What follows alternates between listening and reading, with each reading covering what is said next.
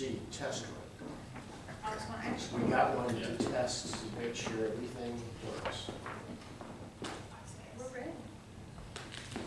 Next month.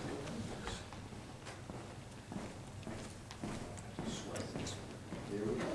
See you later. That's good. Last Thursday, waiting on you. You're supposed to come get it. See? They didn't write it down, left it for you.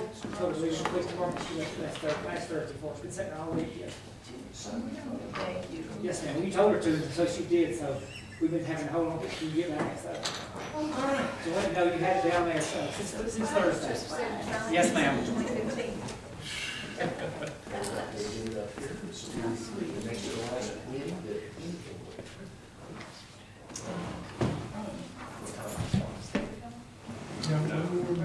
David not coming? I have, Stuck in traffic. 629. I have a turn.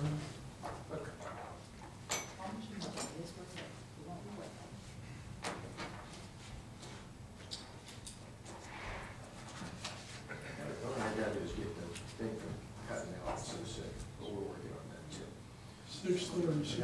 All right. 6:30, Monday, September the 9th, 2024, at the City of Grantville, work session come to order. Mr. Grishaber. Yes, sir, Mr. Mayor and council members. The first four items all relate about a tattoo shop. We have one downtown. It's in Main Street, number 16. They would like to move across the street to 1 Main Street. So the first public hearing on September the 23rd will be to receive public comment regarding a recommendation of the Planning Commission concerning a zoning ordinance text amendment to Article 5.3, Table 5.3, permitted use schedule, to add a tattoo shop as an allowed use with a special permit in the commercial residential CR zoning district. Planning Commission approved that. The second public hearing, again, will be to receive public comment regarding a recommendation of the Planning Commission concerning the application for a special use permit by Ali Zarel for a tattoo shop to be located at 1 Main Street in Grantville. As I said, this parcel is zoned commercial residential CR. The third item is discussion on the second reading of an ordinance 2024-09 to amend the zoning ordinance, Article 5, Section 5.3, Table 5.3, permitted use schedule tattoo shop, to add a special use for the CR zoning district, which unfortunately, when we worked on it previously, we omitted that. Any discussion? Okay, Mr. Grishaber. The next item is discussion on the special use application by property owner Alizera Zagril and business owner Russell Knight to operate a tattoo parlor at 1 Main Street, Grantville, parcel ID G0400180007. Any discussion? Okay. All right, Mr. Grishaber. The next item is recommendation from the Planning Commission, which was approval on the application by Coeta Grandma Branch LLC to rezone parcels 054, 2242,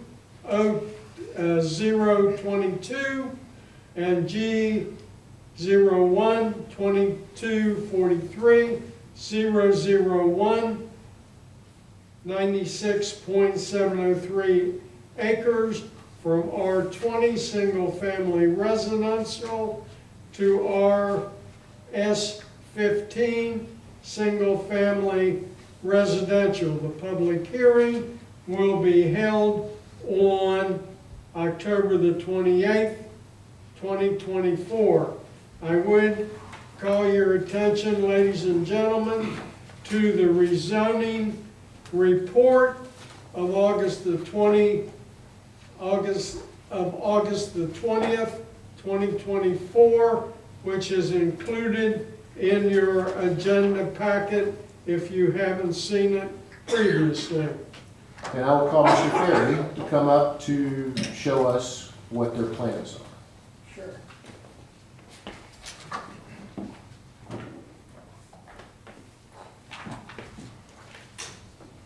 I don't know if this goes up on the, if you have it up on the screen Well, I also. put a chair, but if you can do it right there. We don't actually have your design from the screen. Okay. But however you want to do it. I will show you. Probably you could have set that up ahead of time. That's okay. And then I can open it. Not done.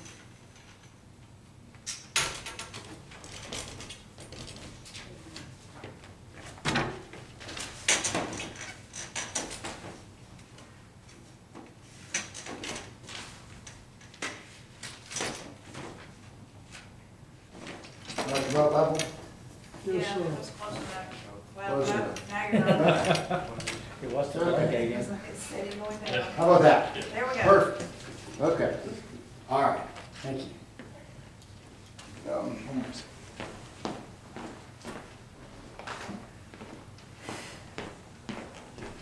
Good evening, my name is Richard Ferry. I'm with Coeta Grandma Branch LLC.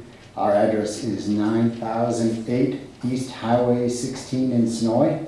And as was pointed out, we are here to discuss the rezoning of 96.7 acres on Grandma Branch Road for the purpose of 126 lots and 35 acres of open space as well as other improvements.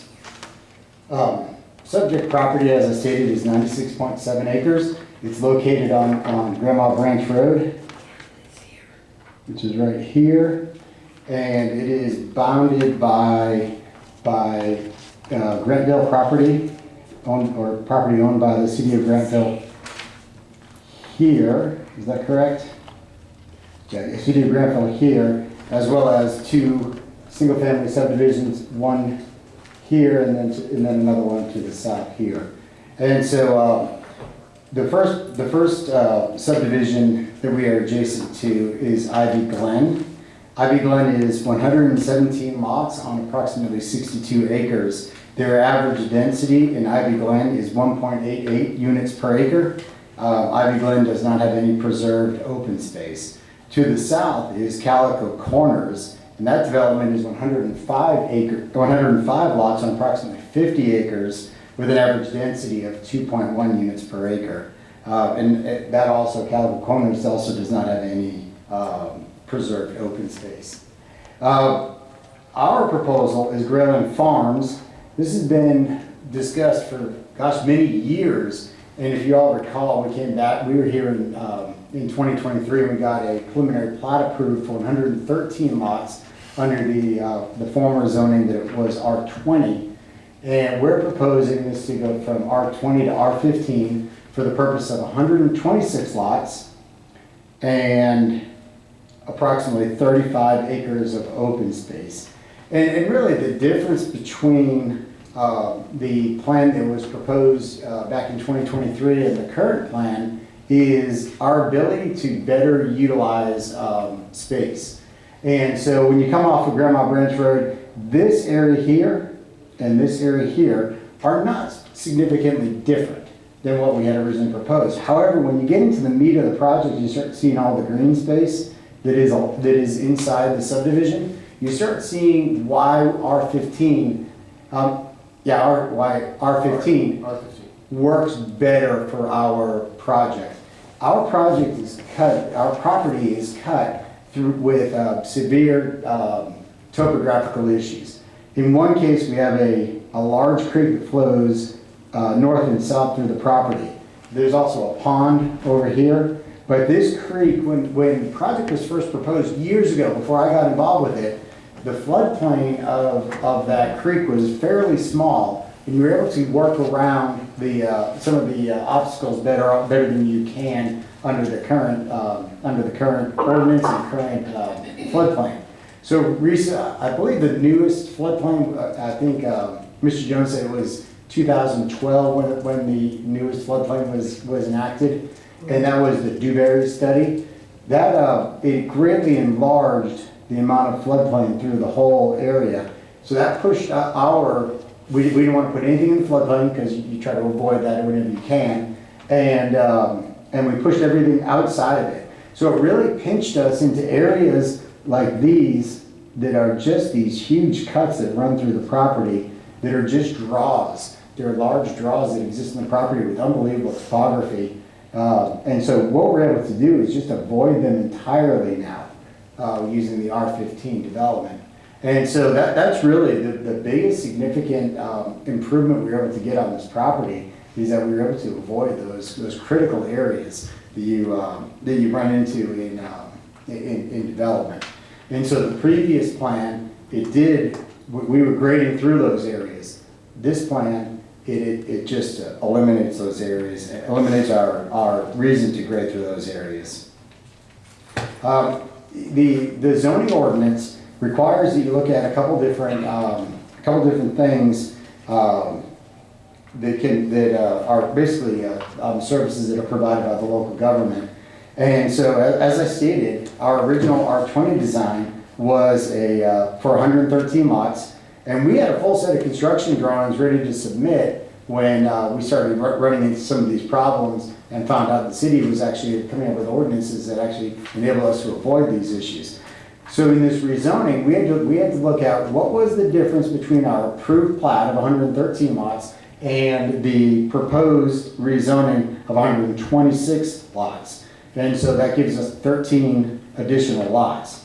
And so what I'm going to discuss is what are the impacts of 13 lots between Grayland Farms, the preliminary plat, and Grayland Farms as proposed. The first thing we're asked to look at is transportation. So in transportation planning, you look at each single-family house has about 10.4 trips per day. And that means going out and coming back, and it can be not just one person, but it can be the entire family. And so the Institute of Transportation Engineers says it's about 10.4 trips per day. In the AM peak, exiting, of course that's what you worry about in the morning, people leaving, there would be 8 additional trips coming out, and then 3 additional trips coming in for a total of 11 trips in the morning peak. In the afternoon peak, this is where you'll get more. There'll be 14 additional trips with 9 entering and 5 exiting. And the difference there is that in the morning, people generally just leave. Very few actually return back. In the evening, you have people who come into the neighborhood, maybe pick up their kids, go out to a soccer practice, or they go to the grocery store or something like that. And so you have a little bit of traffic coming in and out in the afternoon. However, when you look at the impact across the entire day, it's 142 total trips. And so that's the impact on the roads. Utility-wise, we're dealing mainly with water and water and sewer. According to the Metropolitan North Georgia Water Planning District, the average household in Coweta County uses 242 gallons per day. Now, I don't know what it is in Grantville. They didn't break it down to the city limit. I'm sure that you all could have those facts figured out, but we rely upon the information that's at hand and is published. And so it comes to 242 gallons per day. So what that means by 13 additional lots is an additional 3,146 gallons per day used by the development. And then the impact on schools. So this is really always an issue we deal with. And 13 additional lots will yield 5.2 additional students to the Coweta County school system. And the way that was figured was from a ratio of the number of households in Coweta County to the number of students in the school system. The final part I wanted to talk about this evening is items that I found in the comprehensive land use plan that go into looking at a new zoning and new development in the cities. And some of the things I found that tie right into what we're talking about here is that, and this is, I just quoted directly out of the comprehensive plan, we support increases in residential density in areas where community design standards, environmental constraints, and available infrastructure capacities can satisfactorily accommodate the increased density. The next one, we support new land uses that contribute to protecting the environment and preserving meaningful green space. And number 3, we support new land uses that enhance housing options in the community. And so the lot size is a little different than what you'll see. But what we found in our lot size, and we develop all over the South Metro area, we find that a lot of what we used to think is standard development is changing. We would go in and build half-acre lots, and that would be the standard. We're finding now that our new buyers aren't really looking for that anymore. Instead, they're looking for usable open space, usable outdoor space. And what that is defined as is a front porch, a back patio, things like that is usable. And the one thing that I noticed was completely missing from the list of usable outdoor spaces is a large yard. So we look at our buyers, and what's justified by what we can prove by our own, what we're able to sell, and also what Kiplinger was able to say in their study is that indeed a smaller lot size has the ability to do exactly what we used to be able to do on a half acre. And we're finding some changes over the years, and it's just really been interesting how that's been going. And so, of course, we've been following a lot of things in Grantville, and we're real excited about it, and happy to take any questions you have. Okay, questions? Mr. Mayor, I have a question. What is the recommendation of the planning commission on this? They approved it. They approved it? They approved to rezone. Okay, there's going to be another public hearing on this application? The public hearing will be on October, I think, 26th. 8th, great, The 8th? 28th. 28th, whatever the last meeting is. Okay. Will the public hearing be open for anyone who wants to get up and speak? That's what a public hearing is for, yes. Well, we did have a public hearing where the person that came up to speak was told they couldn't speak. Yeah, totally different topic, They totally didn't different point. They didn't live in Okay, Ms. Grantville. Berry, please stay on this. Do you have any more questions for Mr. Ferry and his development? Is it possible for your display to be up on the projector the next time you come in? Sure, So absolutely. that people in the audience can see what, Yes, ma'am. what we can see, what you're Absolutely. explaining. Great, thank you. Could I email that to you? Yeah. Yeah, just email it to Ronnie, she'll have it. Yes, ma'am, sure will. Thank you. Okay, other questions? None? Thank you, Mr. Ferry. It'll be interesting to see what the projections are of who actually moves into this, because as we've seen, we've talked about the demographics of people moving and buying and all this changing dramatically from single families. Yep, we built a subdivision in Sonoy. We created an age-restricted side and a single-family side, traditional single-family side. And we thought that the age-restricted side would be exactly what it is. And it is, it's an age-restricted side, it's 55 and older. However, on the single-family side, we're amazed to see that the same families that are looking over at the 55 and plus upside are the same demographics in the traditional single-family side. It's just what we're seeing is they want to be in a small city, but they don't want to. They don't necessarily, they're downsizing in houses, but they're not necessarily downsizing in quality. So it's really interesting to see. That one I found super interesting. Right. Thank you, Mr. Perry. Yes, sir. Thank you. All right, Mr. Shaver. The next item for your consideration, Mr. Mayor and council members, is a discussion on the MEAG Power annual subscription for supplemental power. As it states, this is our annual subscription for supplemental power. We are in fact a deficit city.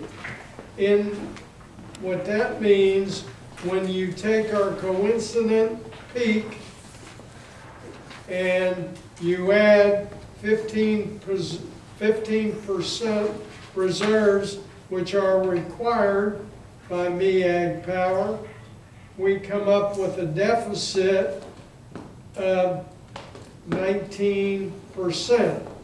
So we have to go out and buy power, not only for our reserve capacity, but for our supplemental capacity. As we do every year, we designate MEAG as our agent to go to the other cities within MEAG to see if they have excess power, and if in fact they do, to buy it from them. So this is an agreement we do every year, an authorization agreement signed by the mayor to allow MEAG to go to our sister cities to buy excess power. Okay, any discussion?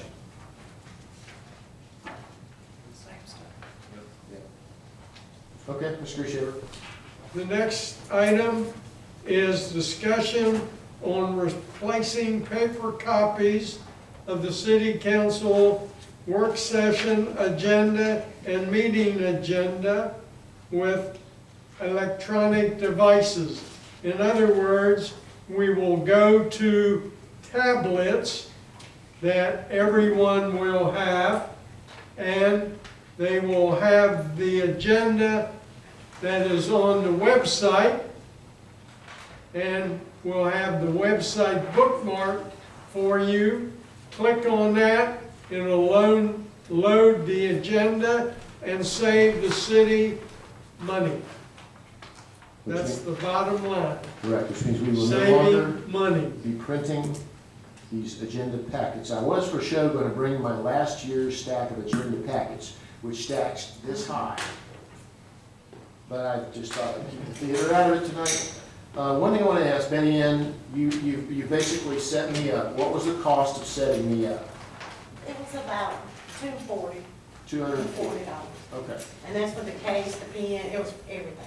All right, and we're going to set up these two gentlemen, so we will be buying 7 in all. And they'll be set up to go. You will not be taking these home. They will stay here. It'll be here ready for us to And have. we'll have them ready for you when you come in. Okay? All right. Questions? I have a question. Mhm. So in order to get an actual paper copy of the agenda to review the items and the attachments, we have to go up on the website and print it out. Is that correct? That is correct. Or just view it on the website. Or your email. Right. And you're going to, when we come to the meeting, we'll have a tablet. Mm-hmm. Okay, now what about the training? The training for the council members to utilize this electronic equipment. If you need a little help, show up a little early and someone like Betty Ann can show you how to use it. It's fairly simple, and I'm really literally doing it here with a pen right here. It's that simple. Okay, what other cities are using this technique? Just about every city in America. Noonan, Columbus, LaGrange, they're all using it. All our neighboring cities of Yes. comparable size. Well, whether they're are comparable using size these. or not, we need to move to technology and we need to knock that $5,000 of printing cost off. So it's time we move to the technology and quit printing out reams and reams and reams and reams and reams of paper. Has this change been reviewed by the administrative committee, the council administrative committee? Not necessary. What do you mean it's not necessary? Not necessary. We have the council here to decide on it. There, you all will decide. There's no need for administrative committees to review it. Do you mind if I ask the opinion of the chair, because she hasn't said anything? The chair of the administrative committee, are you supporting this? Yes, I'm supporting this. We discussed it when Joseph brought it up during the budget discussions. And we thought it was a great idea to quit printing out all the paper multiple times. It's about time. Okay? Any more questions? All right, Mr. Chairman. The next item for the mayor and council to consider is discussion on resolution number 2024-14, which is an update to the rate fee schedule. Now, the only thing changing on the rate fee schedule is copy costs. Per copy will go from 10 cents to 20 cents.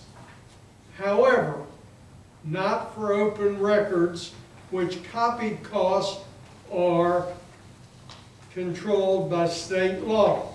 But for other copies, we're going to charge 20 cents because right now, as we look at it, we are losing money at 10 cents a copy. At 20 cents a copy, we are not losing money. Close, but it's not a loser yet. So, copies, not open records, will be 20 cents per page, 8.5 by 11. Okay? And let me caution the council that copies of existing current documents are not considered open records. In other words, if you want a copy made of the agenda, that's not an open records request. So you'll have to pay for it if you want us to make a copy for whatever reason. That make sense? No, it doesn't. Well, that's the rule. It's an open record. No, it's not. If you, it's a document, a city document, and it's an open record. And if you submit an Someone open record requests wanting the request, agenda printed for a council meeting, it's 20 cents a copy. That's it. if you submit an open records We won't request, submit, it's not an if open I bring record. in an open records request and ask for a copy of any record that is maintained by the city clerk's office, that's an open record. With the exception of council agendas.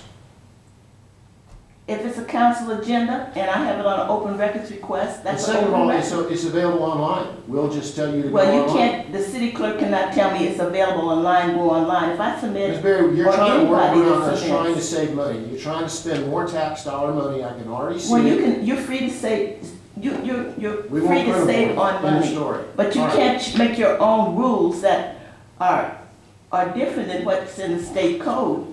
If you submit an open records request, the fee is already set by the state. However, if you request a copy of the current agenda for a meeting coming up, it's 20 cents a copy. Okay, Is that the only thing changed on this new fee schedule? yes. I'm Okay. looking at this, Go ahead. Can I talk? Sure. Okay. I'm looking at this fee schedule, and I'm looking for the cost for utilities. The fees that you charge for utilities. I don't see anything on here. Because I see those what you those are under charged. utility fee schedules. Utility rates. It is a fee schedule, and I don't see anything on here about that, and that's why I was asking. Okay, but you can find those online under the utility rates. Okay?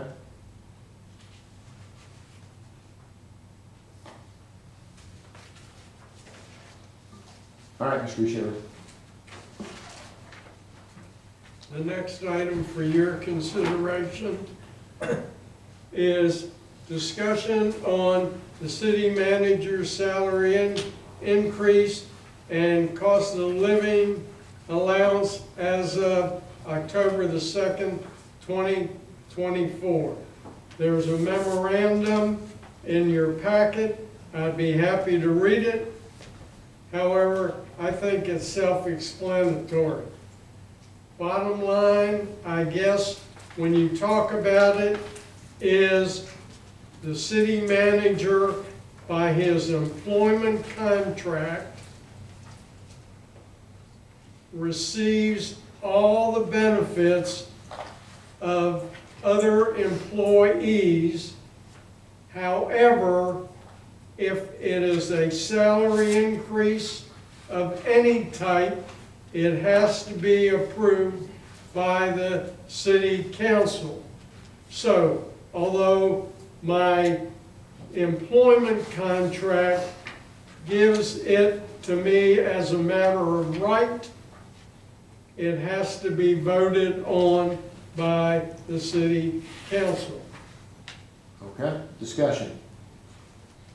This proposal is already in the budget that we looked at. Yes, previously. ma'am.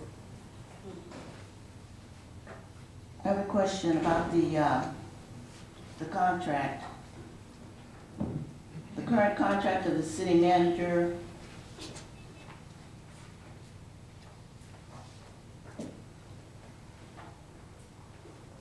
indicates that there will be an annual performance evaluation. When is that going to be held, Mr. Mayor? At the beginning of next year. Like we did last year. So you're saying that the evaluation has been already done, 2024? It was done last year, correct. Not 2023, 2020, this year. It was conducted in January of 2024.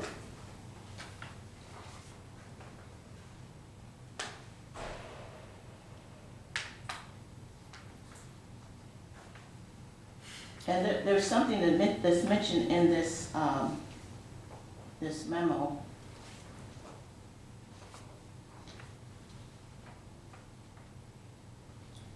In section 7, that the manager shall accrue all other benefits at the same level as other employees of the city. Benefits, are you talking about salary? Any benefit of all the other, the same as all the other employees.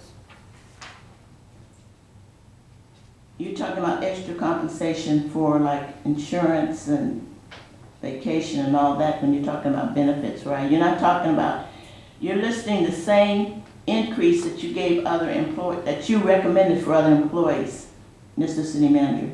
Now you're saying that you're entitled to receive those same? That's what my employment contract says. Yes, ma'am. The employment contract says benefits. Benefits are not considered salary. Benefits are extra compensation. And it's not considered, look up the definition, it's not considered salary. Salary is something different. All it's stating is that he gets the same benefits, i.e. health insurance, et cetera, that all the other employees get. And then when it comes to his salary, that's a totally different point in the agreement, saying he gets the same increase that everybody else gets. Mayor, Councilmember Barrett, read below, please.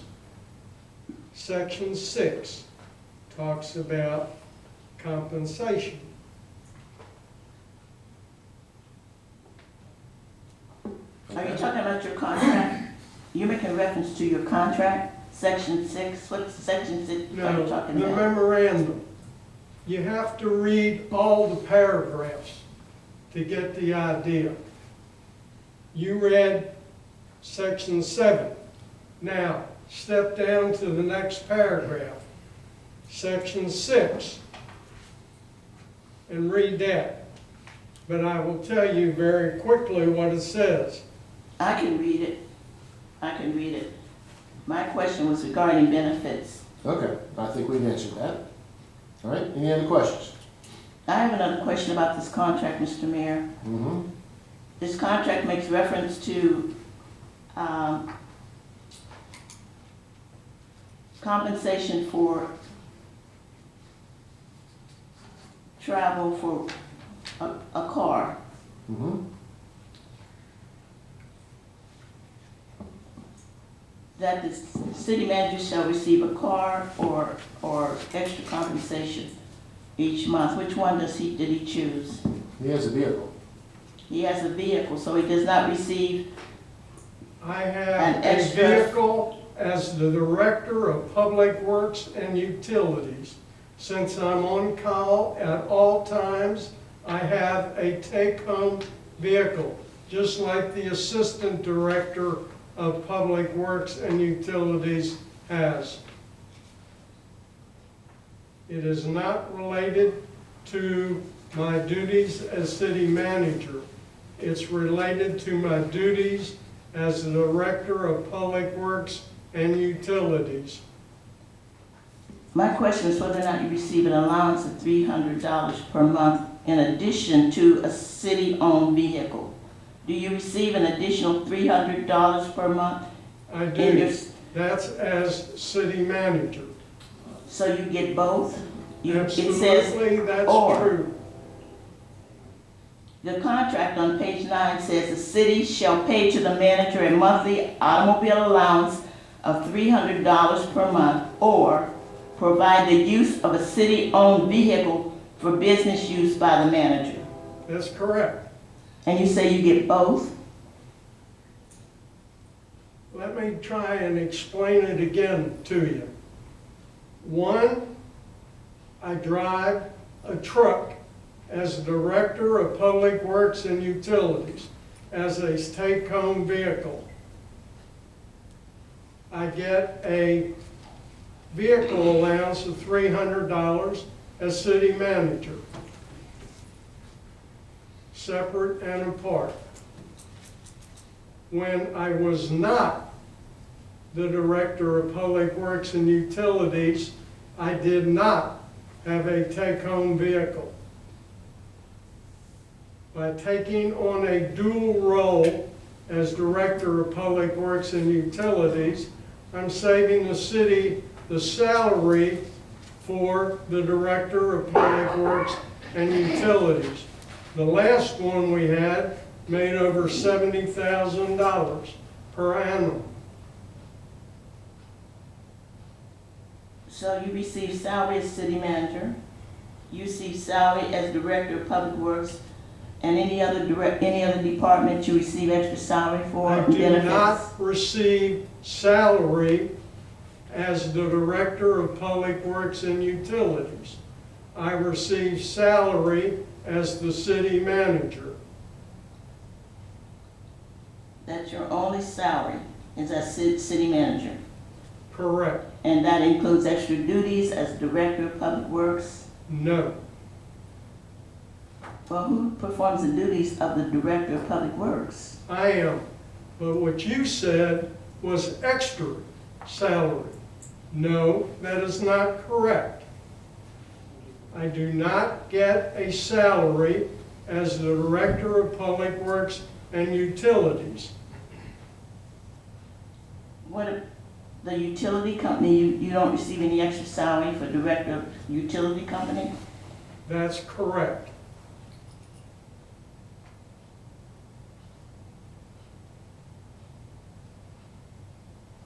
And is your base salary right now, is that something that you can share with us at this meeting? No?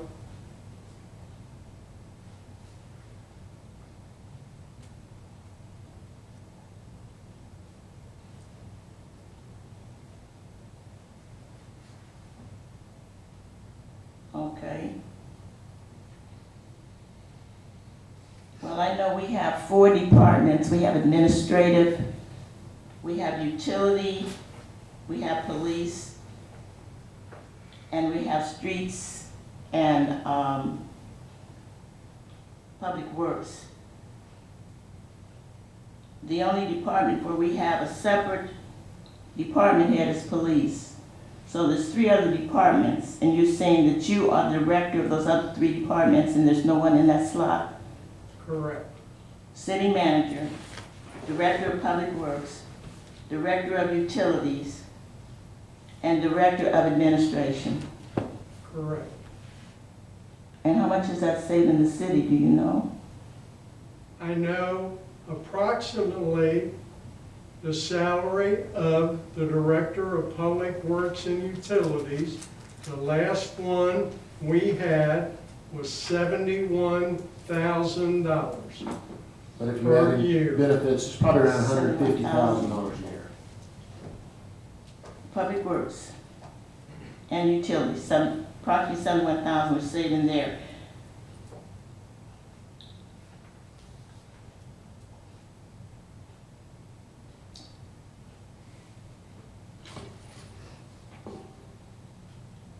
Okay, I don't have any other questions right now. Thank you. Okay. You're welcome. All right, Mr. Sherry. Okay, the next item we have is discussion on the appointment of Kathy Crouch to the Beautification Advisory Board, term to expire December 31st, 2025. Discussion? Is Mrs. Crouch here? No, it seems that the beautification board somehow have all caught COVID. So she's married to one of them and wasn't gonna be here. Wow. Yeah, The whole board? pretty much.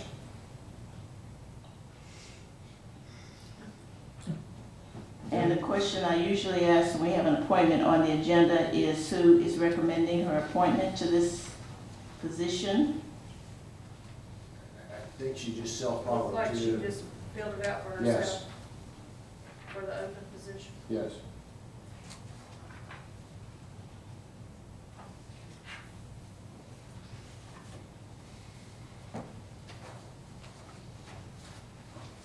Okay. The next item is discussion on the special event permit application by the Grantville Police Department to hold the Fall Festival in downtown Grantville on Saturday, October the 26th, 2024. And I will say that this Grantville Fall Festival, AKA Trunk or Treat, has expanded, exploded.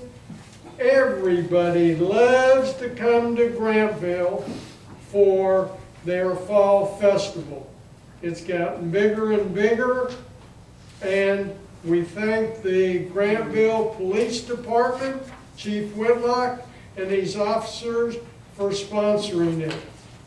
When we didn't have a recreation supervisor, they stepped into the void and handled all 4 of our events in the city.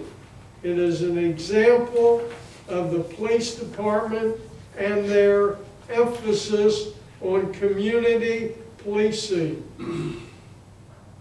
All right, any discussion? Mr. Mayor, you're mentioning the police department, and I had submitted an item to the city clerk's office related to Police Athletic League. This is the second time I presented that. It is not on the agenda. Correct. And I'm just feeling that with everything that's going on nationwide, with the young people acting out and going in and shooting up classrooms and all that, that the programs to be proactive seem to be in order, where you have programs for the police and other officials to mentor the young people and steer them in the right direction. So I'm concerned as to why, as chairperson of the police committee, my item was not placed on the agenda for this, at least for discussion. Well, Councilmember Barry, my research of it showed that it was not a city function. There's not any city-sponsored police athletic league in Georgia, to my knowledge. And for the city to sponsor a police athletic league, it may violate the Georgia Constitution. Most of them, if not all of them, are 501c3 organizations outside of city sponsorship. And to add to that, is I tried to get fall baseball back to Grantville. I put together the program, and I consulted Mr. Mitchell. We could not do it as the city of Grantville. We could not do it to Parks and Recreation. Richard Proctor's private citizen applied and formed a 501c3, did all the paperwork, set up a website, all ready to go. Unfortunately, we just don't have many kids who want to play baseball or et cetera. We have no signups.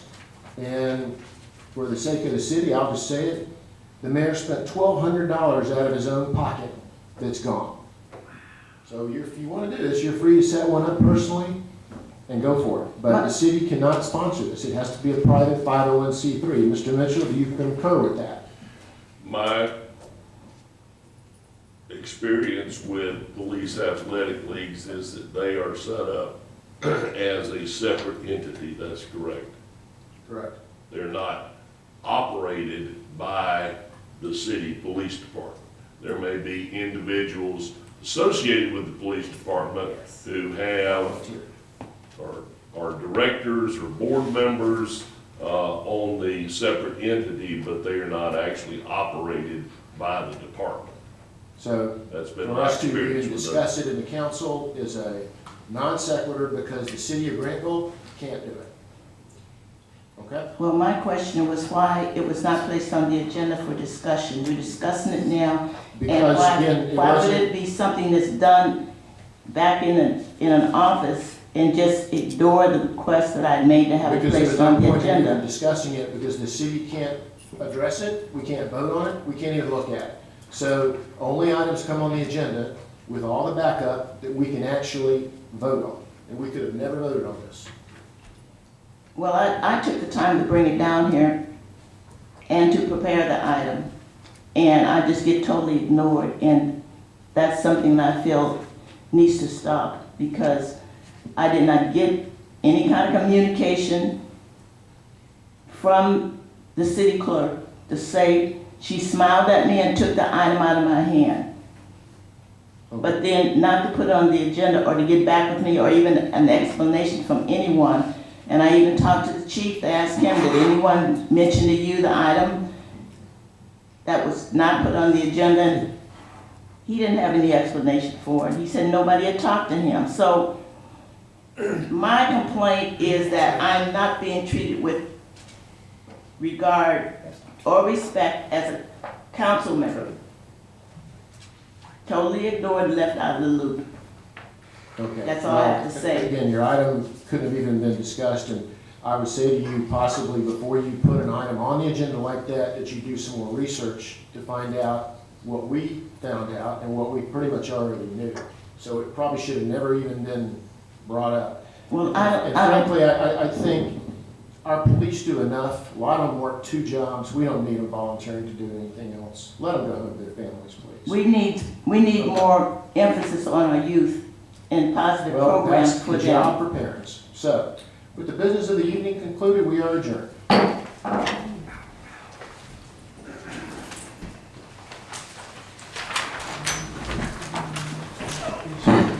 So one thing we gotta work on is we gotta, that's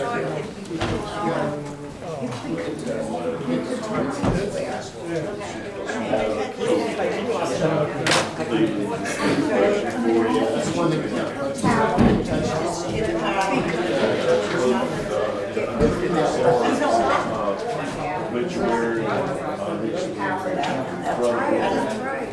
Yeah, sucks, it really does. yeah, she was. It was really fun. Paul Hastings,